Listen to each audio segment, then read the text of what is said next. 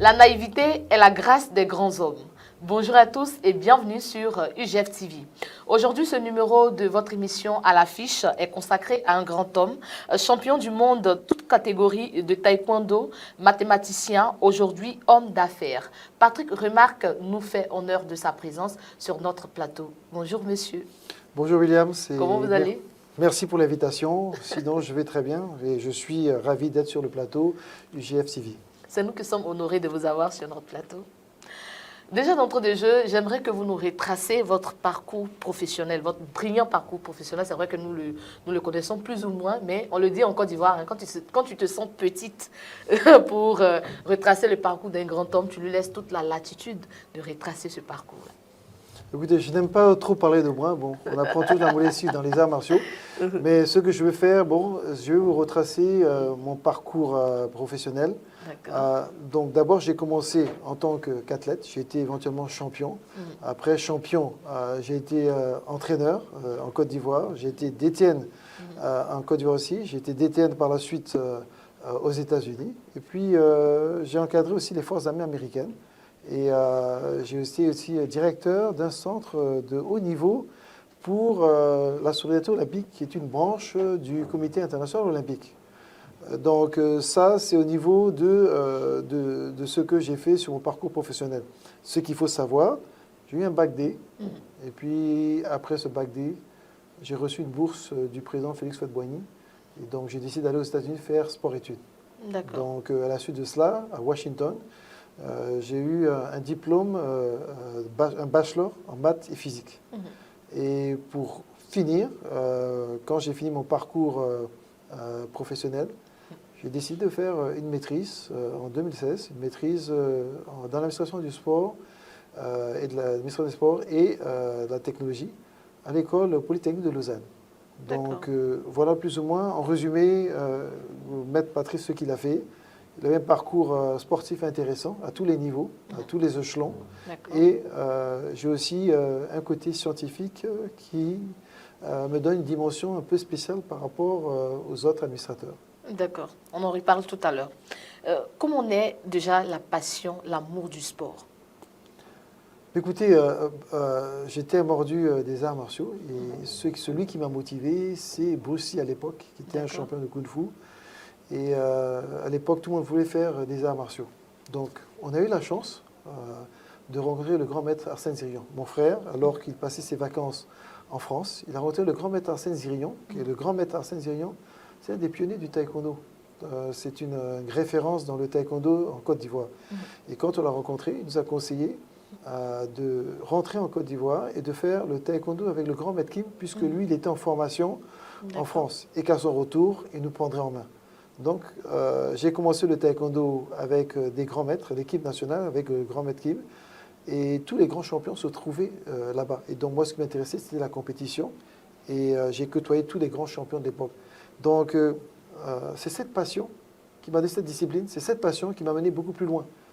J'avais beaucoup d'amis qui étaient talentueux, mais ils n'ont pas pris le temps d'actualiser leur potentiel. Donc, ils ont arrêté un peu plus vite. Et moi, c'est cette passion qui m'a amené toujours plus loin. Et donc, j'avais certaines dispositions, mais avec cette passion, je suis allé toujours plus loin. Et c'est ce qui a actualisé mon potentiel, qui a fait de moi un grand champion. D'accord. Pourquoi vous décidez d'aller en Europe pour poursuivre votre passion au lieu de la Côte d'Ivoire? Ben, écoutez, vous savez, je suis né, comment dire, de double culture. Ma mère qui est ivoirienne, mon père qui est français. Donc, j'ai la nationalité française qui me permettait de faire mes études en France. Mais le système français ne permet pas de faire le sport et les études. J'avais des dispositions en maths et physique. Donc, j'ai préféré aller aux États-Unis pour aller faire sport-études. C'est vrai que ça m'a pris du temps. Mais le système américain, c'est un système d'unités. On accumule ces unités et puis à la suite, on peut avoir son diplôme. J'ai préféré ce système qui me permettait, à des moments opportuns où mon calendrier sportif était chargé, d'arrêter les études, de me focaliser sur les compétitions et puis après, par la suite, reprendre. C'est pourquoi j'ai préféré les États-Unis au lieu de la France. Et puis, il faut savoir que les États-Unis, c'est la culture de l'excellence. Ils sont les premiers dans tout et surtout, notamment dans le sport. D'accord. Vous avez étudié aussi les mathématiques, hein, vous l'avez dit à l'instant. On vous écoute et puis on est tout de suite ébloui. Pourquoi avoir opté pour l'alimentation du sport? Est-ce qu'on peut dire que c'est par passion? Vous aimez plus le sport? Mais écoutez, bon, à un moment, pour pouvoir rester aux États-Unis, j'ai vu que je pouvais avoir mes papiers, c'était la carte de résidence par rapport à des dispositions. J'avais des dispositions athlétiques. Donc, on me donnait la green card, c'est-à-dire la carte de résidence, par rapport à mes aptitudes dans le sport. Donc, j'ai eu ça. Mais une fois qu'on a ces papiers, ça que je ne savais pas, c'est qu'il faut qu'on aille dans le sport. Donc, j'ai créé un grand centre sportif. Et donc, c'est ce qui fait que j'ai dévié légèrement de mes études scientifiques. Mais le background que j'ai m'a permis d'utiliser ce bagage scientifique dans le sport, au niveau de la biomécanique, au niveau de la planification, au niveau de l'analyse de l'information. C'est pour cela que j'ai une avance sur les autres. Mais étant donné que j'ai fait le sport, j'ai dit, bon, mais si j'ai fait le sport, je sais que j'ai quand même une certaine aptitude en sciences, mais il faudrait que j'ai un diplôme dans le côté administratif. Et c'est pour cela.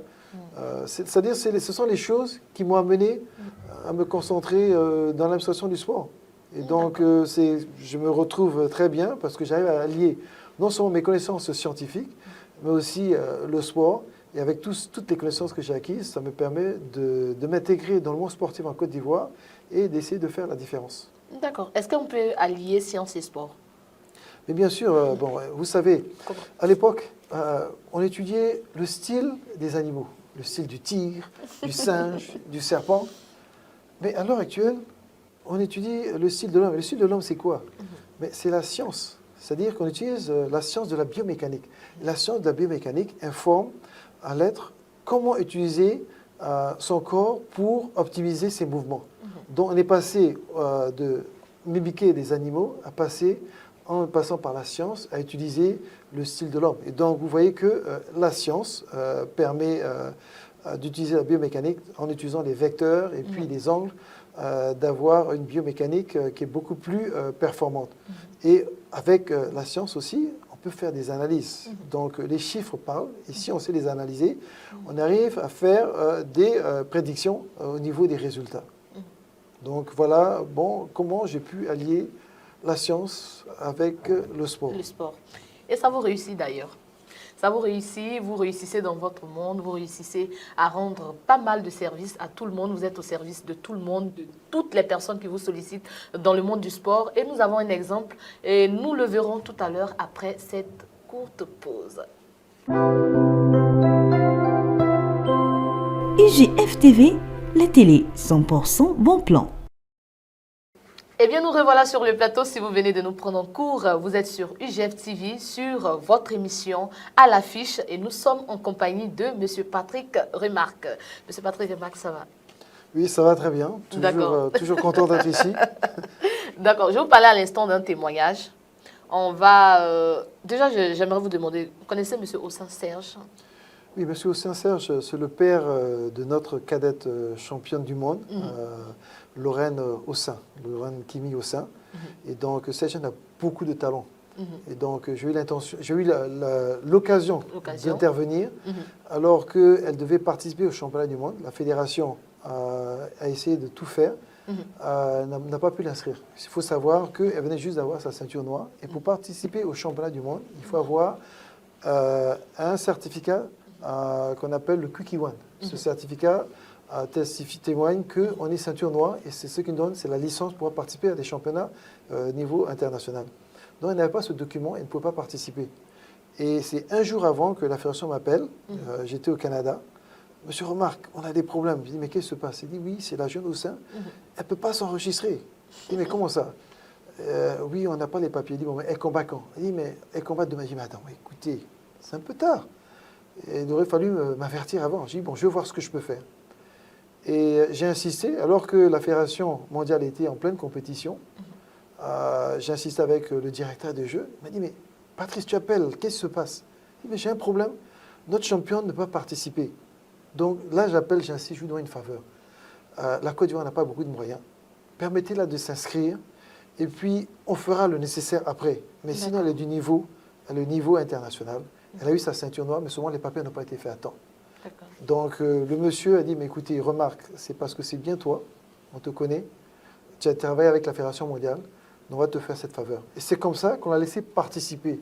Non seulement elle a participé, mais au régal de tous les Ivoiriens, elle a été championne du monde. Donc on aurait perdu une médaille si elle n'a pas pu participer. Je crois que c'est ce témoignage que le père a voulu faire, parce qu'à plusieurs fois, à plusieurs reprises, j'ai fait la différence avec elle au niveau de la participation. Là où ils étaient bloqués, avec mon réseau à l'international, je peux débloquer des situations. D'accord. Et justement, nous avons M. Serge Ossin en ligne depuis l'Italie. Bonjour, M. Ossin. Bonjour, madame. Comment vous allez? Très bien, grâce à Dieu. D'accord, j'espère que vous nous recevez bien. Nous sommes sur le plateau avec M. Patrick Remarque. Aujourd'hui, quel témoignage vous pouvez faire de l'homme? Je ne sais pas comment le remercier et je demande à toute la nation de la Côte d'Ivoire de pouvoir remercier ce grand homme, ce monument des Ivoiriens, parce que vraiment, sans son appui, sans son dévouement, au 5000 Lorraine n'allait jamais être connue sur l'échiquier mondial. C'est grâce à ce monsieur qu'elle a pu être inscrite au championnat du monde et elle a pu lui faire honneur en revenant avec la médaille d'or et être inscrite sur le ranking des cadettes, la championne numéro 1 mondiale. D'accord. Expliquez-nous brièvement, l'apport de M. Patrick Remarque.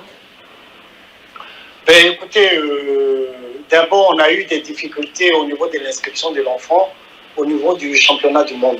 Malgré toutes ces réussites de médailles d'or, parce que il a dû. D'accord, bravo.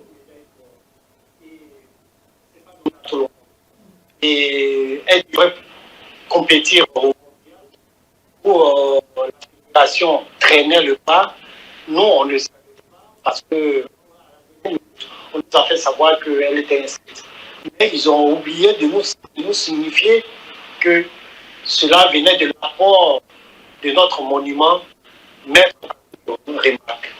Et c'est lorsqu'on était sur Abidjan qu'on a pu savoir la vérité, que c'est grâce à ce grand homme que la petite a pu être inscrite. Et on n'a pas manqué d'aller, comme à la cantonée, aller lui dire un grand merci pour tout ce qu'il fait. Et il faut souligner qu'il ne s'est pas arrêté là, parce que jusqu'aujourd'hui, il est toujours achevé pour la petite. Il est au Forum Monnaie, il nous appelle matin, midi, soir, il coaching encore les coachs de Lorraine, il donne les conseils qu'il faut, il est toujours présent, il est au quotidien de la vie même de l'enfant, parce que d'après lui, c'est sa filleule, et nous sommes vraiment très heureux qu'elle puisse avoir un parrain dans le taekwondo qui soit vraiment préoccupé pour son devenir. D'accord. Aujourd'hui, il est avec nous sur le plateau. Qu'est-ce que vous pouvez lui dire pour tout ce qu'il a fait pour vous? Qu'est-ce que vous pouvez lui dire en lui parlant à cœur ouvert? Tout ce que moi je peux lui dire, c'est un grand merci. Je finirai jamais de lui dire merci. Je ne finirai jamais de lui dire merci. En Noir, qui est le coach de Lorraine, la maman de Lorraine, quoi qui c'est Lorraine, et Laurence, ne finira jamais aussi de lui dire merci. Parce que ce qu'il a fait, il l'a fait pour la nation. Il n'a pas fait pour quelqu'un. Et il a toujours dit qu'il sera là pour la nation. Et nous lui disons toujours merci. Qu'il garde cette force, cette puissance qu'il a pour accompagner toujours les Ivoiriens dans toutes les difficultés qu'on pourra connaître dans ce monde du sport. Et vraiment que tout le monde s'y mette auprès de lui pour que vraiment les tâches qu'il s'est données vis-à-vis du taekwondo ivoirien puisse arriver au sommet qu'il a toujours manifesté pour son pays, qui est la Côte d'Ivoire.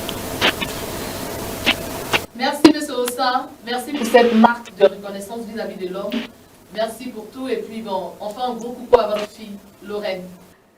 Et bien voilà, c'est merveilleux, c'est fabuleux, tous ces témoignages que nous entendons à votre égard. Et puis, quelque part, on se pose des questions. On se dit tout de suite que on vous sent dans le monde du taekwondo. Vous aidez pas mal d'athlètes.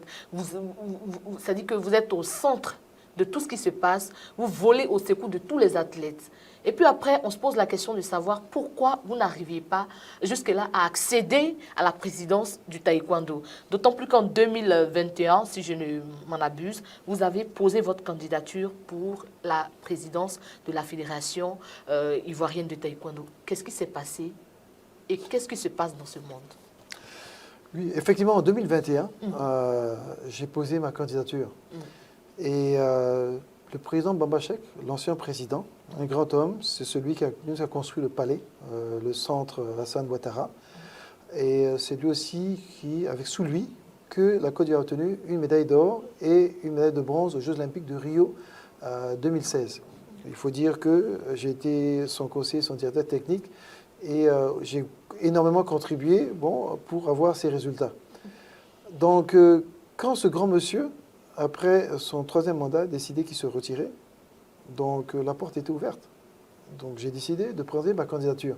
Mais bon, en tant que quelqu'un qui a une bonne éducation, j'ai averti tous les doyens et le président en premier, le président sortant. Je lui ai exprimé ma volonté de vouloir me présenter à la présidence. Les élections ont été faites. Il avait son candidat à l'époque, c'était le président Jean-Marc Yassé, c'était son poulain. Il a tout fait pour le positionner. Mais seulement, il y avait des insuffisances au niveau de la procédure.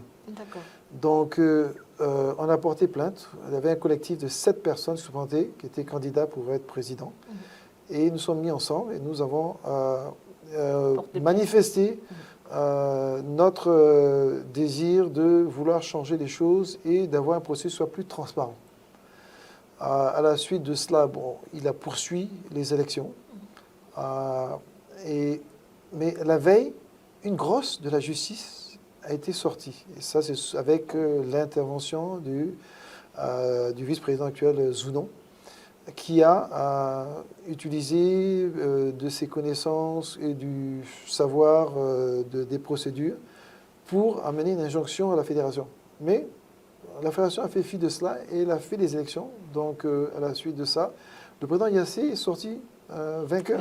J'ai eu que 34 voix, puisque je n'étais pas présent. J'ai reçu un papier qui m'interdisait de rentrer dans la salle. D'accord. Mais procédure qui devait être faite, la justice a suivi son chemin, elle a pris du temps. 1 an après, elle a invalidé tous les résultats et elle a demandé de reprendre les élections. Et donc, les élections passées étaient tronquées, puisque je n'ai pas pu participer. Et donc là, à ces élections, j'étais présent. Donc, au premier tour, remarque, 104 voix. Président Yassé, 85 voix, et Zounon, 51 voix. Wow. Donc, au premier tour, j'étais le premier.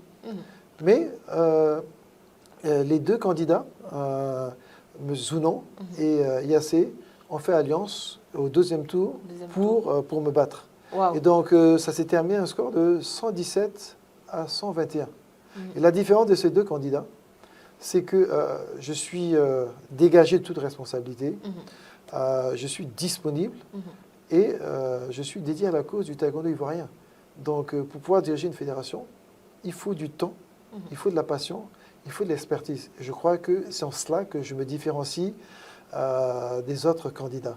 D'accord. Qu'est-ce que vous avez pensé de cette alliance au 2e tour? Écoutez, c'est ce qui se fait. Et donc, je pense que peut-être que... Ça aurait été vous. Ça aurait pu être vous. Oui, ça aurait pu être qui... Voilà. Non, mais sur le peu demi, l'alliance, je pensais que Zounon allait faire. L'alliance avec vous? Avec vous. Mais au dernier moment, pour des raisons, je crois que c'était des raisons personnelles avec le président Bamba Cheick, l'ancien président, je pensais que puisque le président Bamba Cheick était derrière moi, donc il fallait mieux faire une alliance avec le président Yassé. Alors que je suis indépendant, je suis un penseur indépendant, je suis un observateur de conscience. Et s'il y a des manières de faire qui ne m'arrangent pas, je ne le ferai pas. Il y a des choses qu'on reproche à ce grand président, le président Bamba-Chek. Et moi, s'il m'avait cautionné, je n'ai aucun problème. Mais je viens aussi pour faire un travail.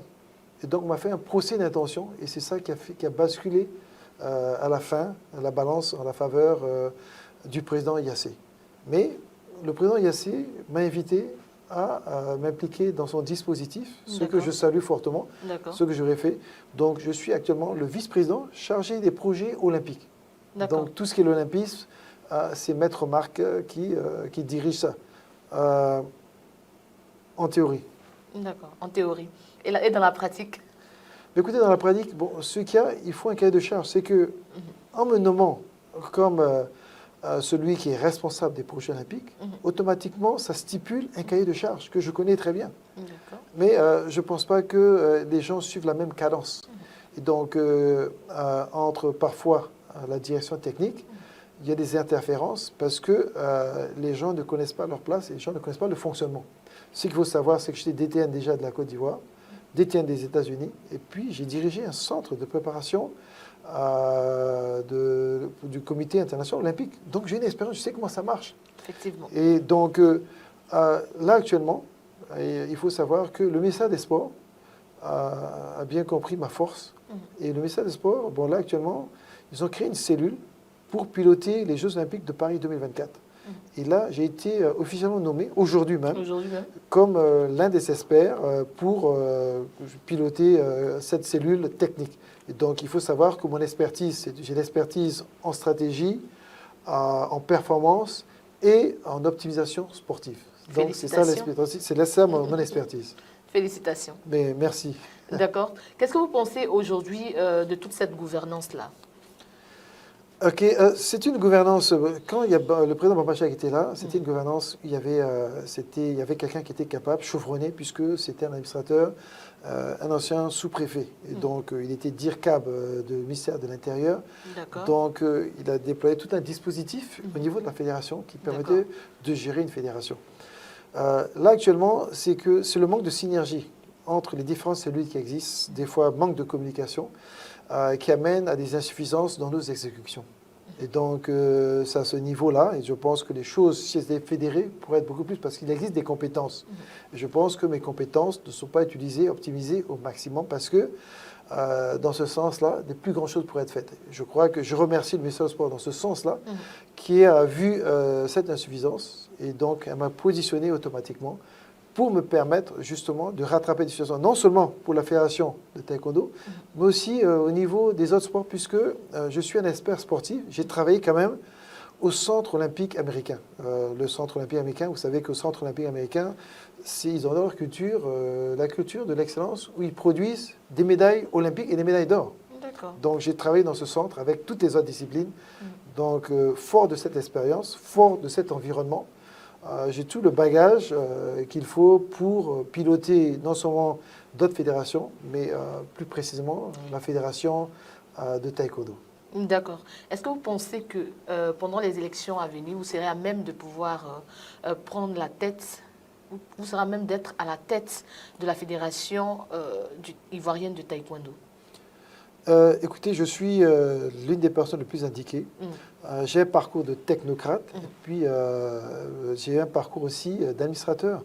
Il faut savoir que la fédération américaine, au conseil d'administration, c'est 4 personnes qui dirigent la fédération de manière hebdomadaire. Et quels sont ces individus? C'est d'abord le CEO de la fédération, le président. Ensuite, c'est le directeur de la haute performance, qui est le lien entre la fédération et le comité olympique américain. Le DTN, qui est moi, Patrice Remarque, et le représentant des athlètes. Donc, c'est nous 4 qui avons piloté. Donc, j'ai administré déjà une fédération qui avait des moyens, qui avait une vision très forte. Donc, j'ai passé à ce niveau. Donc, je pense qu'au niveau de l'expérience, j'ai cela. J'ai la passion, puisque toute ma vie, c'est ce que j'ai fait. J'ai fait le sport, et au point où j'ai obtenu même un diplôme dans le sport. J'ai une expertise, et j'ai un réseau sur le plan national, mais aussi sur le plan international. Donc, je suis le candidat parfait le prototype parfait pour être président d'une fédération. D'accord. Après, on a l'impression que malgré toutes ces expériences-là, vous êtes un peu biaisé. Il y a des alliances qui se font derrière votre dos. Est-ce que quelque part, vous ne sentez pas un manque de reconnaissance vis-à-vis des Ivoiriens, vis-à-vis de toutes ces personnes? Mais écoutez, les maîtres de salle, je crois qu'ils n'ont pas saisi la portée de ce qu'ils peuvent faire. Bon, vous savez, quand on a un score de 117 à 121, il y a la moitié quand même du monde des taekwondoïnes qui était avec moi. Donc, c'est la moitié des gens sont derrière moi. C'est une alliance qui a balancé comment dire, les choses. Mais sinon, dans le verdict, si c'était un seul tour, je passais largement au-dessus de tout le monde. Donc, je sais que je suis une force qui est tranquille. Moi, je me focalise sur des objectifs. Je n'ai pas de problème de personne. Donc, je peux composer avec tout le monde. Et j'ai une expérience. Cette expérience ne m'appartient pas. L'expérience que j'ai, le savoir que j'ai appartient à la Côte d'Ivoire. Donc, j'ai reçu quand même une aide du président Félix Houphouët-Boigny. Je lui ai promis de revenir à la fin de mes études, que je reviendrai et amener tout ce que j'ai appris. Donc, j'ai appris beaucoup de choses. J'ai un savoir très riche. Je me suis trouvé à tous les échelons du parcours d'un sportif, d'athlète, de DTN, d'encadreur, jusqu'à administrateur. Donc, j'ai fait tout ce parcours. Donc, c'est mon devoir de partager cette connaissance pour le taekwondo, pour tout le sport. Et c'est à cause de ça que j'ai décidé de laisser les États-Unis, de laisser le Canada et de revenir en Côte d'Ivoire pour m'intégrer dans le tissu sportif et pouvoir participer les exécutions et amener des grandes choses pour la Côte d'Ivoire. Donc, au niveau du choix qui a été fait, c'est un choix, mais je pense qu'il faut laisser les choses faire. Et ce choix a été fait pour combien de temps? C'est pour 4 ans. 4 ans. Donc, en 2026, on aura d'autres élections. Mais cela ne m'empêche pas de faire des choses. Il faut savoir que je suis le conseiller spécial du président du comité olympique. Je suis aussi le conseiller spécial du président de la CONAFESI, qui est la conférence de toutes les autres fédérations sportives, c'est-à-dire 80 sports, les fédérations olympiques, non olympiques et paralympiques. Donc, je suis le conseiller spécial. Je suis aussi le chairman de la commission éducation de la Fédération africaine de taekwondo. Donc, je suis positionné et dans la Fédération de taekwondo, je suis le vice-président chargé des projets olympiques. Et là, actuellement, je viens d'être nommé comme expert technique pour aider les projets olympiques de la Côte d'Ivoire. Super. Justement, nous allons parler tout à l'heure des Jeux olympiques. Qu'est-ce qui se prépare? Écoutez, il y a plusieurs fédérations qui essaient de se qualifier. Dans le domaine du taekwondo, il faut savoir qu'on se qualifie par plusieurs méthodes. Il y a 5 méthodes pour se qualifier, par exemple, au taekwondo. On se qualifie par points, sur le classement mondial. Il y a un tournoi spécial qui s'appelle le Grand Slam, ça donne la position de 6e. Il y a le championnat continental, un tournoi continental, où les 2 premiers sont qualifiés pour les Jeux olympiques. Il y a la wildcard, qui est un ticket spécial pour pouvoir se qualifier. Il n'y a que 4 wildcards. Et quand on organise des Jeux olympiques, donc voici les 5 méthodes pour se qualifier. Au niveau de la Côte d'Ivoire, pour le taekwondo ivoirien, on va se qualifier. Il y a 2 athlètes qui peuvent se qualifier par points. C'est Babi Ruth et puis Cissé Chek, des anciens olympiens. Et il y a 2 autres athlètes qui peuvent se qualifier au championnat continental. Donc la Côte d'Ivoire, au niveau du taekwondo, on pourrait qualifier 4 personnes et on espère avoir 1 ou 2 médailles olympiques. D'accord. Pour vous qui êtes dans le bureau, on peut le dire, de la Fédération ivoirienne du taekwondo, qu'est-ce que vous pensez faire? C'est vrai qu'on a le mouvement est déjà en dehors de la Côte d'Ivoire. Vous propulsez, vous haussez haut le drapeau de la Côte d'Ivoire à travers cette discipline-là. Qu'est-ce que vous pensez faire pour que ça puisse prendre de l'ampleur de jour en jour, de plus en plus? Écoutez, de toute façon, je serai toujours actif dans le taekwondo. Donc, il y a des actions à faire. Si vous voulez des résultats, c'est volontaire. Il faut savoir que pour faire des champions, il faut 10 000 heures, 10 000 heures de qualité. Donc, je vais vous donner une mesure de temps. Si un athlète s'entraîne 20 heures par semaine, Et on considère qu'on a 50 semaines dans l'année. Il y a 2 semaines de vacances. Donc 50 semaines dans l'année. Donc cela fait 1000 heures par an. S'il faut 10 000 heures, ça fait 10 ans. D'accord. Donc pour préparer un athlète, pour qu'il médaille aux Jeux Olympiques, il faut 10 000 heures, mais 10 000 heures de qualité. Et il faut se concentrer sur les athlètes qui sont beaucoup plus jeunes, c'est-à-dire de l'âge de 6 ans à 8 ans. Bien sûr, l'entraînement est moins intensif. Et quand ils sont aux alentours de 10, 11, 12 ans, où ils sont en 6e, on peut avoir un entraînement qui est beaucoup plus pointu. Et pour cela, qu'est-ce qu'il faut faire? Se concentrer sur la jeunesse, mais il faut créer un internat, sport, études, internat, où on peut amener les jeunes à aller beaucoup plus loin. Donc il faut changer de manière de procéder. Et si on fait de cette manière, on aura des champions dans la durabilité. Et c'est ça. Il faut faire des actions en amont, quand les athlètes sont beaucoup plus jeunes. Et puis, il faut des moyens financiers colossaux. C'est comme ça qu'on obtient les résultats. Et il faut le faire dans la durabilité. Donc, 8 ans, 10 ans après, la Côte d'Ivoire aura des médailles aux championnats du monde, aussi bien qu'aux Jeux Olympiques. Ça, on peut le faire pour le taekwondo, mais cette même méthode s'applique pour les autres sports. Il faut 5 choses, 5 ingrédients. On parle de quoi? On parle d'abord d'infrastructure et d'équipement. C'est la première chose. On parle, il faut trouver les athlètes, les identifier. Donc, il faut commencer dès le bas âge. Troisièmement, il faut un collectif d'experts, d'entraîneurs, de psychologues, de nutritionnistes, d'analystes sportifs, de préparateurs physiques. Ça, c'est au niveau de l'encadrement. Après, par la suite, il faut des moyens colossaux. Il faut injecter beaucoup d'argent. Et quand on a ces 4 ingrédients, c'est-à-dire infrastructure et équipement, les athlètes, l'encadrement, les moyens financiers, ben, il faut les donner des opportunités de voyage, d'échange avec des athlètes qui sont d'un niveau beaucoup plus avancé. Ce sont ces 5 ingrédients qui produisent des champions en continu. D'accord. Parlons de moyens financiers. Comment survit justement la Fédération ivoirienne de taekwondo? Écoutez, la Fédération ivoirienne de taekwondo prélève elle a des apports financiers qui viennent d'abord des maîtres de salle et des membres qui payent chaque année, qui doivent renouveler leur carte de membre. Il y a des passages de ceinture qu'ils font. Il y a aussi le ministère des Sports qui injecte de l'argent.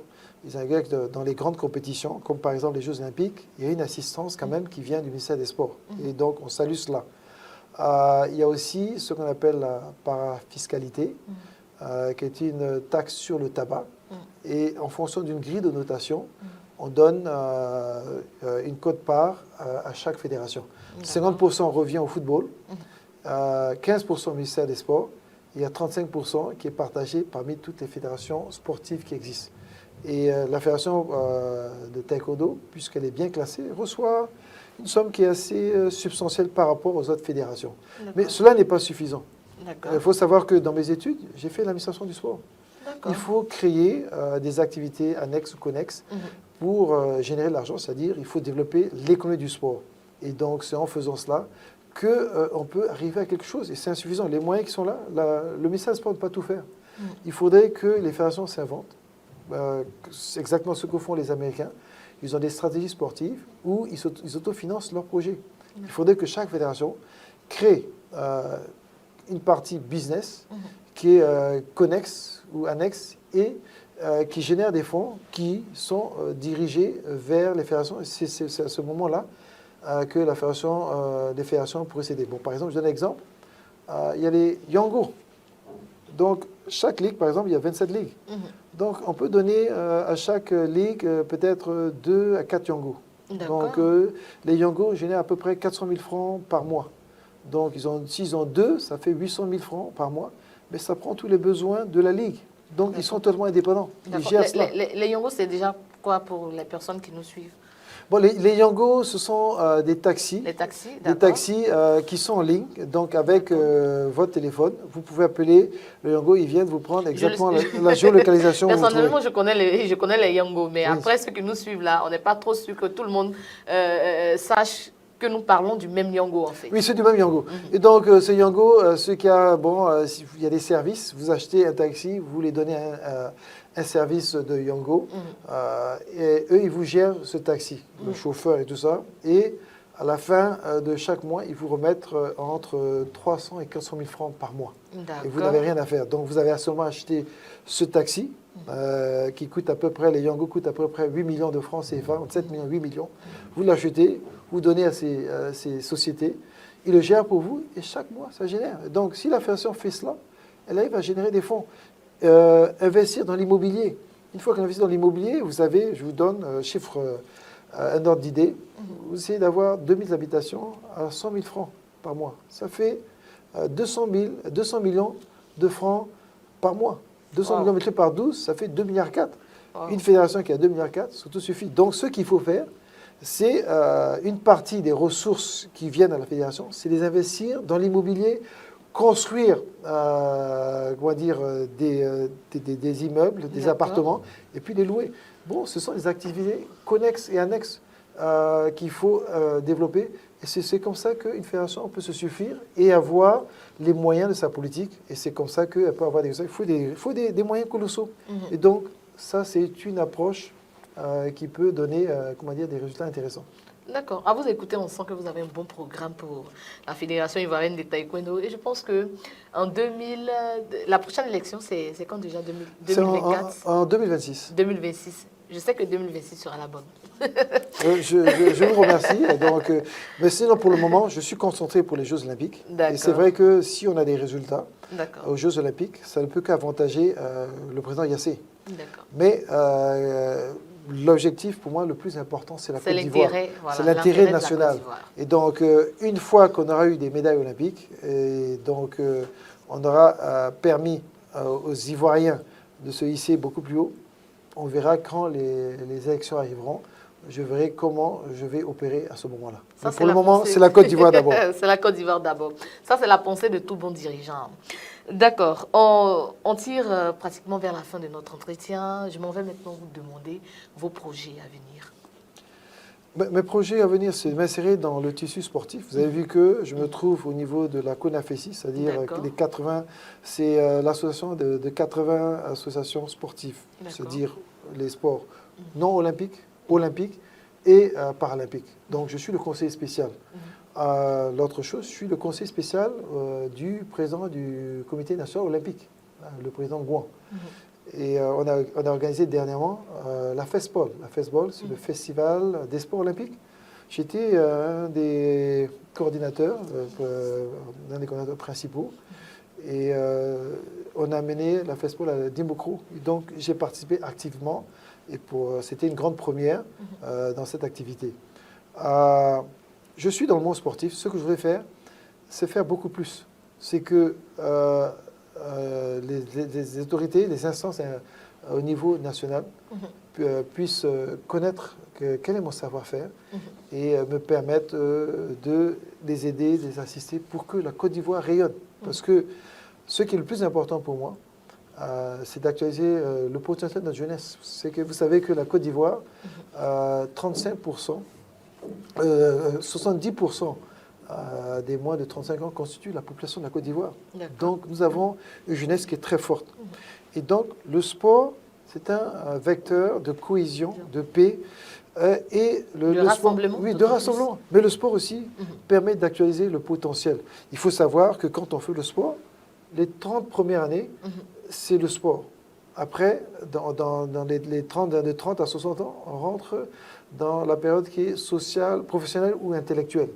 Et les 30 autres années sont un peu plus spirituelles, c'est l'âge de la sagesse, c'est-à-dire de 60 à 90 ans. Donc, étant donné qu'on a des jeunes, on a une population très forte de jeunes, mais il faut il faut avoir un plan Marshall pour aider tous ces jeunes. C'est ce que le gouvernement est en train de faire actuellement avec... on a décrété 2023 comme l'année des jeunes. Et pourquoi? Parce que tout dirigeant intelligent comprendra qu'il faut faire quelque chose pour cette jeunesse-là. Et donc, avec le taekwondo, ce que je voudrais faire justement, c'est former le caractère des gens, créer la culture de l'excellence, mais permettre à ces jeunes, après leur carrière sportive, de s'insérer dans l'économie sportive, ou bien de rentrer dans la vie active, ou bien de les aider à créer des incubateurs professionnels où ils rentrent. Donc, ce n'est pas simplement un programme sportif que j'ai, c'est aussi un projet de société. Et donc c'est tout cela. Oui, c'est tout cela que j'apporte et c'est pourquoi que je m'intéresse à la Côte d'Ivoire, à sa jeunesse, et j'aimerais pouvoir apporter ma pierre à la construction de la nation. D'accord. D'accord. Aucun moment de télé ne sera, je vais dire, suffisant pour que vous puissiez parler de tous ces programmes-là. Mais je pense que ça sera à revoir. On vous reprogramme encore pour en parler. Ce sera un réel plaisir de faire ça et j'ai beaucoup de choses à dire et beaucoup de choses à partager. D'accord, il n'y a pas de souci. Ici, c'est chez vous, vous revenez quand vous voulez. Ah, j'ai bien compris et vous me verrez très bientôt et c'est avec plaisir que j'attends votre invitation. D'accord. Ça sera avec beaucoup d'honneur que nous allons vous recevoir sur notre plateau parce qu'aucun temps de télé, je le dis bien, ne pourra être suffisant pour encenser cet homme-là, ce grand homme que nous venons de recevoir aujourd'hui. Et j'espère que vous avez appris autant que nous. Merci d'être passé, M. Remarque, sur notre plateau. Merci à tous de nous avoir suivis. On se donne rendez-vous très prochainement. D'ici là, prenez soin de vous et des autres.